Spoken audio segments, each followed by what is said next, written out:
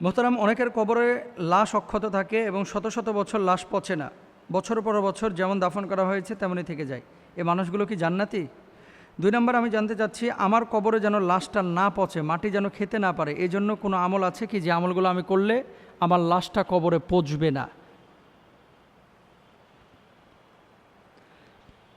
প্রশ্নের অংশ কিন্তু দুইটা, একটা হচ্ছে কবরে যাদের লাশ পচে না তারা জান্নাতি কিনা। যে কোনো বিষয় বলার আগে কিন্তু দলিল লাগবে। দুইটা কারণ আছে, একটা হচ্ছে শরীয়তের ব্যাখ্যা আর একটা হচ্ছে বৈজ্ঞানিক ব্যাখ্যা।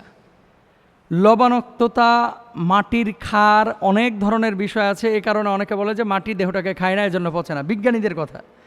আর আল্লাহ তাআলা কি বলছেন, ওয়ালা তাকুলু লিমান ইউকতালু ফি সাবিলিল্লাহি আমওয়াত বাল আহইয়াউ ওয়ালাকিন লা তাশউরুন। যারা আল্লাহর রাস্তায় লড়াই করে মারা যায় এদেরকে তোমরা মৃত বলো না, বরঞ্চ এরা জীবিত, তোমরা তা বুঝো না। এদেরকে রিজিক দেওয়া হয়। আল্লাহ সুবহানাহু ওয়া তাআলা অন্য আয়াতে বলছেন, বাল আহইয়াউন ইনদা রাব্বিহিম ইউরযাকুন। কাদেরকে? যারা আল্লাহর রাস্তায় মারা গিয়েছে। এখন যাদের লাশ আমরা আপনার দেখেছি যে পচে নাই, এরকম বাংলাদেশে অনেক লাশ পাওয়া গেছে যাদের লাশ পচে নাই, আমরা ধারণা করতে পারি তারা জান্নাতি, কিন্তু জান্নাতের গ্যারেন্টি দেওয়ার ব্যাপারে এটা আমরা যোগ্যতা রাখি না বা বলতে পারি না। কেন বলেন তো? এর কারণ হচ্ছে যাদের লাশ অক্ষত পাওয়া যায়, অনেক আছে আল্লাহর ওলি, আবেদ, নেককার, মুত্তাকি, পরেজগার ব্যক্তি, কিন্তু লাশ পচে নাই। অথচ সে শহীদও হয় নাই, কিন্তু লাশ পচে নাই। আল্লাহর ইশারায় লাশটা হয়তো বা আল্লাহ তাআলা অরক্ষিত রেখেছেন, লাশটা অরক্ষিত থেকেছে। এর মানে এই না যে এই লোকটা জান্নাতে চলে গেছে। আপনি বলবেন কেন? আমি কি ধারণা করতে পারি না? আর দলিল তো লাগবে।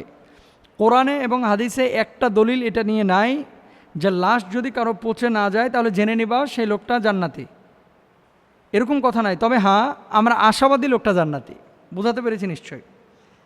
দ্বিতীয় যে পয়েন্টটা, যে লাশ যাতে করে কবরে না পচে এজন্য কি আমল করতে পারে, এজন্য আপনি শাহাদাতের তামান্না আপনার হৃদয়ের মধ্যে নেবেন। কিছু কিছু ক্ষেত্রে আমরা দেখছি বর্তমান সময়ে, ধরেন লাশ উঠানো হয় ময়নাতদন্তের জন্য, 4 দিন 5 দিন পরে লাশটা কিছুই হয় নাই, এরকম হয় অনেক সময়। অথবা 2 মাস পরে লাশটা কিছুই হয় নাই। তো লাশটার মুখটা না দেখায় আমরা শুধুমাত্র সাদা কাফনটাকে দেখাই। তো সাদা কাফন তো 1 মাসে সাধারণত পচে না। 1 মাসে সাধারণত সাদা কাফন পচে না, বরঞ্চ দুর্বল হয়। তো এখন এই কাফনটাকে আমরা এডিটিং করে লোকটাকে জান্নাতের সার্টিফিকেট দিয়ে দিই। জান্নাতের সার্টিফিকেট আপনি দিচ্ছেন, তার পরিবারের সদস্যরা কিন্তু স্যাটিসফ্যাকশনে ভুগছে যে আমার বাপ তো জান্নাতে চলে গেছে, দোয়া করার দরকারটা কি, এরকম একটা বিষয় কাজ করে। এরকম যেন না হয়। তো আপনার লাশ পচা বা না পচা এটার চাইতে বেশি আপনার হাইলাইট করা উচিত যে আপনি আমল নিয়ে কবরে যাচ্ছেন কিনা। বুঝছেন ভাই? আপনি আমল নিয়ে কবরে যাচ্ছেন কিনা, যেটা নবীজি বলেছেন, ইদা মাতাল ইনসানু ইনকাতা আনহু আমালুহু ইল্লা মিন সালাস। নবীজি সাল্লাল্লাহু আলাইহি ওয়াসাল্লাম বলেছেন, মানুষ যখন মারা যায় তার সমস্ত আমলগুলো বন্ধ হয়ে যায়। 3টে আমল চলমান থাকে। সাদাকাতিন জারিয়াতিন, 1 নম্বর হচ্ছে সাদাকায়ে জারিয়া। আপনি টিউবওয়েল নির্মাণ করেছেন, রাস্তাঘাট নির্মাণ করেছেন, মসজিদ বানিয়েছেন, মাদ্রাসা বানিয়েছেন, এগুলো থেকে মানুষ যতদিন উপকার পাবে আপনি কবরে শুয়ে শুয়ে সওয়াব পেতে থাকবেন। আর ওয়ালাদিন সলিহা ইয়াদউলাহ, এমন সুসন্তান রেখে গেছেন যেই সুসন্তান আপনার জন্য দোয়া করছে, আপনি কবরে শুয়ে শুয়ে সওয়াব পেতে থাকবেন।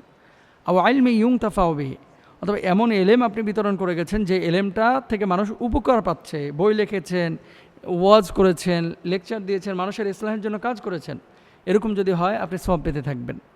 তাহলে আমাদের হাইলাইট করা উচিত কবরের লাশ চাইলে আপনি পচাইতে পারবেন না, আর আপনি চাইলে জীবিত রাখতে পারবেন না, যেহেতু সরাসরি শক্তিশালী কোনো দলিল আমরা পাই না।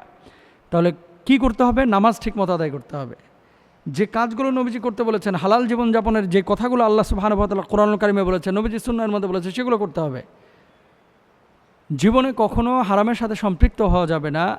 আল্লাহর ওলি হিসেবে যদি আপনি মরতে পারেন তাহলে কবরের লাশ পচলেই সে মানুষটাকে জাহান্নামী আখ্যা দেওয়া এটা কারো বাবার সাধ্য নাই।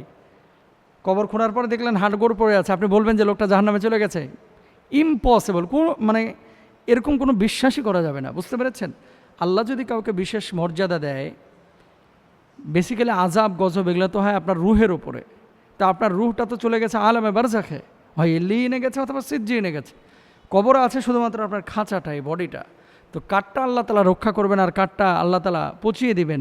পচিয়ে দিলেই সে মানুষটা জাহান্নামী। টিকে গেলেই সে মানুষটা জান্নাতি, এরকম সার্টিফিকেট করার কোনো সুযোগ নাই কোরআনে এবং হাদিসে। আল্লাহ আমাদেরকে বোঝার তৌফিক দান করুন।